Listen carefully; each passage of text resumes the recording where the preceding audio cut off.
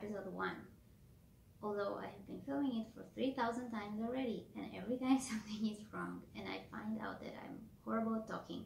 So I don't even know why I'm doing a podcast, but it's been a dream of mine for about 10 years now, since I started watching podcasts. So I decided that I should just do it. And I think it's a great way to kind of document what you're working on and just even your life, because your life always gets in the way. And also it's a great way of connecting with other people in the community, because I don't really, I kind of feel like I'm too shy to go to like a knit night or something in a local yarn store. Plus, it's kind of difficult with 2 little kids to find the time. But I guess if I really wanted to, people would say I would find. So I guess I don't really want to, because there'll be lots of people I don't know, and that's already kind of intimidating. So it's a much easier way to do it this way. And if anybody watches it and wants to engage, please feel free. Please feel welcome. Feel welcome. Now bear in mind, even though I've been living in Toronto for 12 years already, my English is not like, I don't know, well, this never will be native speaker level, but it's not maybe as good as you would expect. But I think it's not really the language, it's more like me. I'm like that at any other language I speak in. I have troubles pronouncing words, and I don't know, just hard. I'm not much of a talker, but I really wanted to do this for a long time, so I'm just gonna give it a go, and I hope it works out finally, because I really am tired of re-filming it. So this is my lovely intro. If you're still here, stay tuned, and if it's just me watching it in the future, well done for sticking so far. I'm baking bread right now. It's supposed to be done the next maybe 10 minutes, so I might stop. If you hear the beeping, I might not be able to cut it out because I'm not very good yet with it. That's another reason why I was postponing filming this, because there's so many beautiful podcasters out there who do amazing work in terms of like editing and cutting and just making like their videos very atmospheric and just beautiful. So I always felt like, okay, if I'm gonna do this, this is how I also would like to do that. But it's so much work, and I don't know if like I could do it like right away. Maybe it's something I could build towards, but if I was gonna try to make it perfect right away, that would be really hard. And then I feel like there's the other group of podcasters who just say like put on the camera and they film themselves or like what they're knitting, or just like vlogging about their lives. I'm talking about like the knitting crafting community, and you just watch them because they're so interesting and fun, and like you want to kind of know more about their lives and what they're doing and how they're living, and connect with them that way. Oh, that's gonna be my oven in a minute. And I feel like I don't really fall into that category either. Like I said, I'm not a very good talker, so I'll try to keep these short and just maybe, I hope it'll be interesting to somebody else beside me. Well, the other part is that I'm hoping that this will document maybe, possibly, my journey into like making some kind of handmade business. I've been on mat leave, so I have 2 little kids. One is almost 4, he just started daycare in September, and I have a 1.5-year-old, and who's home with me, and I've been at home since my son was born almost 4 years ago. And before that I worked mostly in admin in offices, and I'll be right back. So I just made probably the worst bread I've ever made. It just did not rise, and I know why. I knew it when I put it in the fridge at night. It just didn't have enough gluten strength built in, and it was just late and I had to put it in the fridge, but it wasn't ready for the fridge, and I feel a little bit sad. I mean, I think it's probably gonna taste okay and we can eat it. That's what I love about sourdough breads, is I have yet to make a bread that wasn't edible, but it just doesn't look nice at all. It's like, it didn't, I mean, it's barely reason. I wonder if there's like huge holes, like 3 huge holes inside, and that's about, and then everything like dense. I don't know, it's just the second bread I've made bad, like not bad, but it didn't turn out properly, and I don't know what's happening. But anyway, that's not that section yet. I'll talk about bread at the end. So as you can tell from my names, the name of the podcast, and that's also my name on Instagram. Feel free to join me there as well. I'll try to post more and more interesting. Sourdough Knits is the name, and yeah, sourdough is a recent fashion, maybe like 1.5 years ago, and I'll talk about that a little bit in the end. So I think the baking section will be at the end, and at first I'll talk about knitting and crafting and things more yarn related stuff, maybe textile, I don't know. Yes, I was talking about what happened is that I'm basically on mat leave for 4 years now, and I like it. I like that it's kind of like slower and it's not stressful. I mean, my kids can drive me nuts, but any kids would do this to you, I think, almost. But it's still different. Like it's laid back. There's no deadlines. There's no like stuff that has to be done and look perfect and other people evaluating you and things like that, which always been. And there's like no small talk with coworkers you don't really know, and I don't know. That's always been hard for me, that part. So I'm really happy that I don't have to deal with that. Even though the places I worked at were great, and I mean, I almost feel bad. Like I think anybody else would have made really good out of that. But I guess it just wasn't for me. And I'm glad I had the opportunity to just stay at home for now. But I thought that like having children will be it. Like it will be fulfilling enough. But it's not. I mean, it's nice, but they're their own people. Like I don't feel like I feel proud of them, but not of myself when they do something, you know. And I want to kind of feel proud of myself. It used to be needing that, even bread baking, that would make me feel that way. Like, oh, I need this bread. Oh, I made this sweater, and I would feel really proud if it was like complicated or not. But now it's kind of like I get used to it. We all get used to it. Like even the bread, like we just used to that. This is our bread, and I know we're kind of spoiled, but I don't know. We just get used to the things, right? And I feel like I need something more and something more. I guess a way to contribute more to my family, and just feel like I'm making something of my own that's useful. I don't know how to explain that. And I really realized that I need to do something that's like I'm doing with my hands. It's like labor, really, not like cerebral or too cerebral. And so yeah, I'm kind of thinking through. I have ideas, and I'll share it here as it goes, and hopefully by the end of the year there's, you know, an Etsy shop or something where I can show something for my work. So that's really the idea behind this podcast. Yeah, I don't know if I said I'm hoping to have it bi-weekly. I think that's the most realistic for me. I think that's it. So for now, it's just the YouTube channel and my Instagram. I have a Ravelry account. It's called Olga Moon 21, I think, but I haven't updated it in a long time. Oh, I'm also taking part in the Stash West 2020 Cal by the Crimson Stitchery. Crimson. I don't know how you pronounce words. And I'm really excited because dealing with my stash is something I've been doing for a long time. So basically this is a knit along for anybody who wants to reduce their stash, knit only from stash, or not buy very little or not buy at all. So it's really kind of open-ended, and you can take it any way you want. There's no, like, you set your own goals, which I really like. So I had kind of like one of the criteria you have to fill out is like, why do you want to do that? So I guess I can tell it here because I made this post, but I didn't post it there on the board. So I'll say it here, and maybe I'll post it after. So why I'd like to do Stash List 2020 is because I just feel like having all these toys, and just in general, my husband and I were pretty cluttery people. We're trying to declutter, but it's really hard for us for some reason. And so we're slowly doing it, but like, you know, there's stuff we can throw, like all these kids' clothes that like I have for my daughter to grow into from other people. Like I have to keep it till she grows into them and I can use them. And meanwhile, she has all these other clothes. There's like all these like big buckets of stuff, like containers of clothes in the closet, and there's like just lots of stuff everywhere, like all this kid stuff and just stuff. And when I'm thinking about my stash, I get kind of overwhelmed, and every time I look there, it's like too big, kind of like IKEA boxes. It's not from IKEA, but it's similar size, I think, and it's really 1.5 full of yarn. And then I have some kind of around the living room, which is where I'm knitting. But I'm really trying to knit from stash, but there's like lots of old stuff there that I don't really know what to do, but there's enough stuff I do know what to do with, so I'd like to knit through them.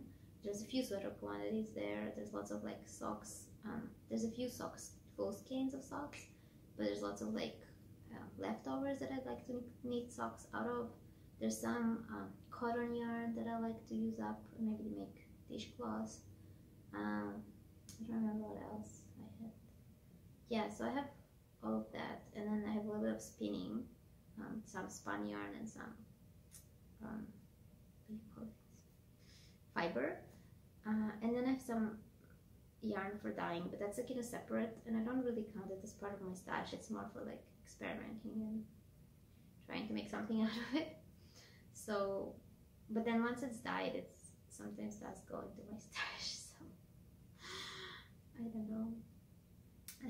But yeah, so I do think I'll be buying sometimes for like gift knitting. I do try now to do most of my gift knitting from stash, but then I sometimes feel like, you know, if I'm knitting somebody just that thing, like I feel like I should buy it and knit it, even though the person doesn't really care. I mean, I did buy it before, but I don't know. So I don't know, I guess that's a thing to work on. But there's we have that yarn show. It's called the Knitter's Frolic in the end of April, and I always gonna go there and buy a few things because this is a great opportunity for me to go and kind of buy lots of natural dyed yarn. So I think I mentioned it in the previous attempt. I'm kind of into natural dyeing. It sounds like I'm kind of in it. That's such a bad way to say it. I guess I got interested in it right before I got pregnant with my daughter, and I have like this huge park right outside behind our building, and so it's just such a great foraging space. Like there's so much there, and then there's like so much in the kitchen, and I love the idea of natural dye because it's just so cool what you can extract out of like stuff that's just out there already, like without even buying extracts. And then you can also dye extracts, and I just love how the colors are really all match with each other. I don't know, I just feel like it's cool. So yeah, I want to go stashless 2020 basically so that I can have less yarn and more space to buy new yarn that I actually do want now, because I have lots of yarns that I don't really know what to do with, but I feel bad throwing them. I don't think I can distash them. They're not that great. I mean, they're okay, but I don't know, they just don't excite me. But it's not like indie dyed yarn or anything like that, you know, that people will be like, yes, I want to buy it. It's just like, I don't know, random stuff. So I think I'll just knit first all the stuff that I don't know what to do with and I want to knit with, and then whatever's left I'll just figure it. But I will be buying, like I said, at the oh yeah, the natural dyeing is what I was talking about. So yeah, I wasn't natural dyeing when I got pregnant with my daughter, and then once I got pregnant I really wasn't into anything. I barely knit, and then the first year I had 2 kids, and so basically I had like all this huge break, and I'm kind of getting back into it, and I really like it. And I mean, I have been liking it since then. It's just I wasn't practicing it, and now I'm kind of getting into practicing it again. I don't know if you can say practicing yarn dyeing, but I'm gonna say it. And then, so I've always been interested in buying that kind of yarn in the Knitter's Frolic. There have been a few hand dye, natural dye yarn dyers, and so I've been buying some stuff there, and I'll probably buy this year. I don't know, there's just specific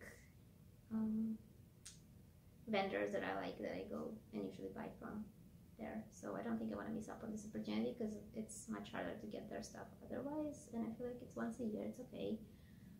I guess I'll just try to reduce all other buying of yarn. So I'll start with my weeps again. So yes, I definitely would like to enter this as part of my goals because this is from Stash, from the Stash of 2020. So these are, it's called Kroy Socks. Actually, there's another version of them here on just plain variegated BFL yarn. I don't remember the dye. It's from the Knitter's Frolic last year. They're the only BFL yarn there's there. It's really good. I would like to buy it more. This is the first time I knit with BFL, and I love wearing it. It wears really well. I feel like it's warmer than merino, and it's still pretty soft. Like I don't need my socks to be super soft. It's just socks. Yes. So so that's the parade pattern. I really like it on soft striping. I didn't know how it would turn out, but it's beautiful. I love how it looks like for afar, and I like how it looks like once you stretch it out, how it would look like on the leg. So for this, because it's self-striping, I used a different heel construction than in the pattern. The parade pattern, by the way, it's free pattern on Ravelry. I'll link it down below. So this is, I'll link this heel. It's a free afterthought heel with a gasset, but I feel like there's too much gasset, so I'll probably, on this sock, I will modify this. So two things I don't like is that the gasset seems a little bit too much, and also the way they reduce the stitches, I don't like how it looks. So you see that it's like every side you reduce 2 stitches at a time on each side, right, like together at the same time, and so it creates this like one row of knits, raised kind of, and then, but here, this is like how I usually do it, even for afterthought heel, is that you do like 2, so you create, this is, so you reduce one here, and then one here, and then this is the shape that's created, and I like it much more. I think it's like not as sharp, it's like a little bit more rounded. So I'm gonna change on this once I'm done. When I'm doing the afterthought heel, I'm gonna change and do it like here, basically, and then hopefully and make the gassets a little bit smaller, and then hopefully I like it, and then I'll change it here. Already, this is the second time I need this heel because I needed one in like this orangey color to hopefully fit this orange, but it didn't look right, and it looked nicer with the red, so I just kept it in the red. Yeah, so that's these are a present for my friend. So this is yarn, it's Kroy Sock, I think it's by Patons. I already have socks out of it, but what I did from the leftovers of my yarn that's also here is these little pants. It was supposed to be for my son. So you can see here how different dye loads, like you can see how the yellow is way brighter. Like in general, all the colors here are much more brighter than they are here for some reason. But yes, anyway, I need those. It's kind of a pattern I copied from my grandma because she already made him pants. So you basically start and you do like a sock up to a certain point, and you start increasing on the inside, and then you join them together and you just knit the body around. And here I ran out of this, so I just used some other yarn. So I have everything. I just need to put the elastic and close the 6 stitches at the crotch. But it won't fit my son anymore because that was 2 years ago, and I got lazy and I didn't finish it. I always do that when I have like just seaming and finishing left. I put it aside and I go do something else, and then I never come back to it, or I come back to it way later. So what I'm thinking to do is I'll finish it up and I'll give it to my friend who has a 1-year-old son who this should fit, together with the socks for her birthday.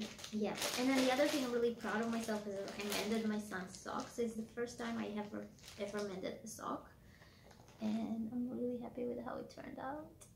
I mean, I think it's kind of, I don't know, weird, but it's kind of cool. You get this like woven fabric. It's a really cool experience. It was harder than I thought and took much longer, but it's not like super hard. Just I thought it would be much simpler. Maybe next time I'll try that thing where you like knit it on, but I don't know, maybe that's more complicated. I don't know. I'm curious to see how it will hold. But yeah, this was lying here for like a month or something, but I'm really happy he's wearing handmade socks. He really loves wearing them like at night and when he goes to sleep, and then in the morning, like on the weekend when we stay at home all the time in the winter now, or like half of the morning, he'll just wear it. And it's nice, so I'm probably gonna make him some more socks. He has another pair now, but I think he's definitely worthy for socks and sweaters and hats. He's pretty good. He's just like doesn't really keep good care of his stuff, obviously. But yeah, so that's this. And then this is my other whip, is this cardigan. It's called the must-have cardigan. It's a pattern by Patons. Oh my god, I'm doing 2 Patons. Oh, well, this is Patons yarn. I think this is Patons yarn. So the way I got this yarn is another way I sometimes increase my stash. It's not so bad because it's recycled yarn, but still it's not, it still makes it more and it takes away from time I could be needing from stash because I need from this. So what happened is that I was at a thrift store yet again, and I found this sweater. So I like to browse sometimes the men's sweater section because you can get like extra large and large sizes with like really amazing, really good yarns for really cheap. Mostly it's like store bought that people bring, One time there was a cashmere. I think at the same time I saw this, there was cashmere sweater, and I was thinking maybe I should get the cashmere. It was like a fingering weight. It was so soft. It was like $12, large, like this nice color. I think it was like navy blue or something like that. But I last minute I was like, oh, maybe it will like not look nice once you unpick it because it's like such a delicate yarn. Like I read somewhere it's better to buy sort of like lamb's wool and more sturdy yarns if you're gonna recycle them, because the very fine yarns, like after like even just wearing the sweater a few times, they kind of get a little bit ruined, and then if you want to recycle them, you might end up not something that nice. So I saw this yarn. This was a hand knit sweater, so that's another reason I bought it, because I thought it would be easier to unpick, and it was relatively easy. And it was nice. It was like this big fisherman's type, very cable-y sweater, and it was lots of yarn. Like this bag is full of yarn. Oh, I didn't talk about my lovely bags. I really like, apparently, I haven't even noticed it until I started recording. I really like bags that are from apple picking. These ones are really awesome because they're see-through, and I don't know, I just like it. We like apple picking, so it's nice to have that. And I have a few, and I really like using them. And then I have this, which is also from apple picking, but it's just different. It's just convenient for like something big like this. So I have lots of yarn balls of all kinds of sizes. I had a few big ones, so I'm knitting. This is like all from one yarn ball, I think, or maybe two, because I have this here. So yeah, so I frogged it, and I didn't even wash the yarn. Maybe it's gross, but it smelled like a fabric softener, so I figured it was clean if it smelled that way, and it does seem clean. So I feel like it's okay. I'll obviously wash it once it's done. I was lazy and I wanted to start. So yeah, this is the back piece. I have 2 sleeves, and this is 2/3 of the way. So kind of the way I work is like, if I have a gift knitting going on, which I usually have, or like just if I'm tired of this sweater, I'll do something smaller, and then I kind of go back to the sweater and do a bit, and then cardigan, and then kind of like that back and forth. I'm hoping to finish it before the end of the winter, but last year we had like 5 degrees at June 1st, so I have lots of time. I'm hoping that this year will be different, but who knows. So both patterns for this are free patterns, and then I have a whip. I mean, I have lots of whips because this is my first episode, which is this cute dress I made for my daughter. So this is from Naturally Dyed Yarn. I don't remember the name of the dyer off the top of my head, but I'll link it down below. Which I bought at the Fiber Frolic. It was like 5 skeins, 5 mini, I think 20 gram minis, or maybe 25, and I just made this for her. The pattern is from this book. I tried to find it. It's a really useful book. I like it. I'll link it below. It's called Skein Wonders for Babies. It's up to 4 years, but lots of patterns, they have just like 0 to 3 months, but you can obviously adjust it, and then some of them would have a couple sizes, and some of them, like this one, is 6 to 24 months. So you can put it on 6 months old, you can put 35 months old. My daughter wouldn't be able to wear it 24 months at 6 months, but she might be able to wear it 3, because she's pretty, 3 years, I mean. She's pretty small for her, for children her age. Where is that? Sorry, should have put something. I wasn't planning to show you. Oh, I need quite a bit from here. Like, there's really nice patterns here. Oh, so here's how it's supposed to be. So you can see there's buttons there that I forgot to sew. And you see that it's like the bottom part is lacy, but I just didn't. I knit it like with helix knitting with the different skeins, and I just liked this effect, and I thought it would be ruined if I do the lace. Plus, I feel like I was lazy. I didn't want to do the lace. This was easier to do. So yeah, I really like it. It's really nice. It's a shame she doesn't really want to wear it for very long, because she doesn't like dresses right now, or just wearing stuff in general. But I'll try to take some video maybe of her wearing it. Maybe I already did and you already saw it. Who knows? So these are my whips. I'm hoping that this will be the final video and I don't have to film it again, because as you can tell, I'm kind of tired of talking. I don't really usually talk that much. I guess I'll talk a little bit about baking. So I think, like I said before, I got into it maybe a year and a half ago. I got into it when I was pregnant with my daughter because I wasn't really needing much. I didn't feel like it, and then I suddenly kind of stumbled upon this, I guess, and I made a starter and I started baking and I really liked it, but I didn't really get it. And then my daughter was born, so I stopped for a few months, and then I started again when she was like maybe 3-4 months old.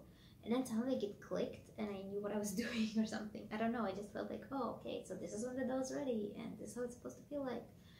And then I guess the last couple of days it's not been working again.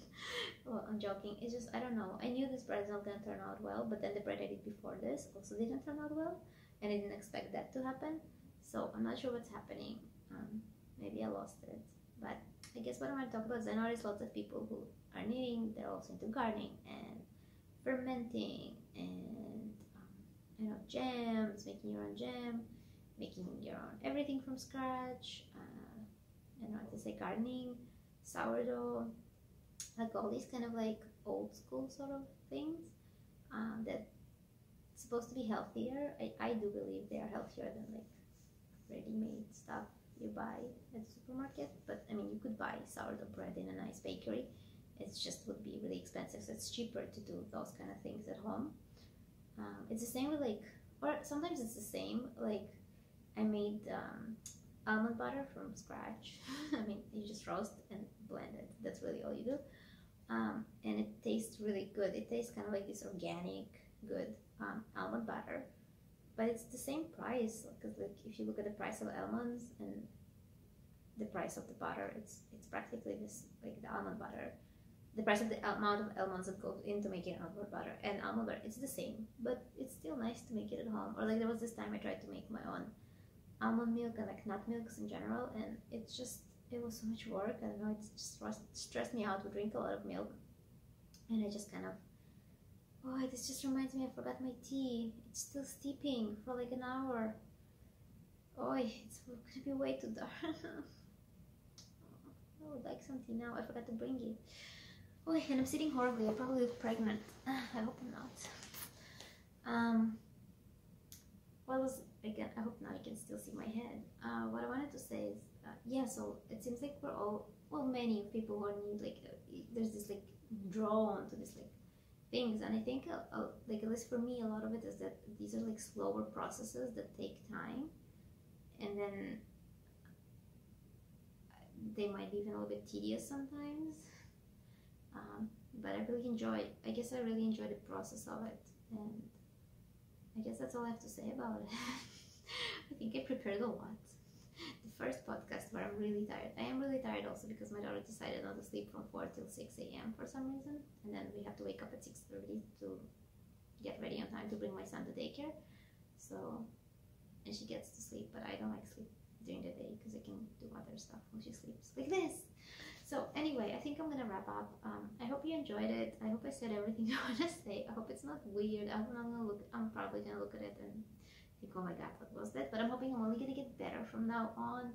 I'm hoping next time I'll be more awake and I won't have to film it 5,000 times and I'll kind of know what I'm doing a little bit better.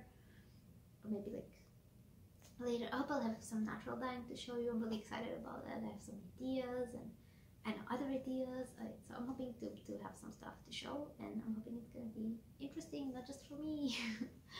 I feel like I'm such a hypocrite because I keep saying, oh, it's just for documenting. I don't care if anybody watches, but I keep talking as if I do have other people watching. So I guess at the bottom of it, I do want other people to be engaged, because I guess that makes it all more interesting. So thank you so much for watching. I mean, that's really amazing if you watched it. I don't know, I want to give you a gift. I want to bake you bread, hopefully better than the one I just did. And I hope you have a nice time, not just watching it, but in general. And I'll see you soon. Bye.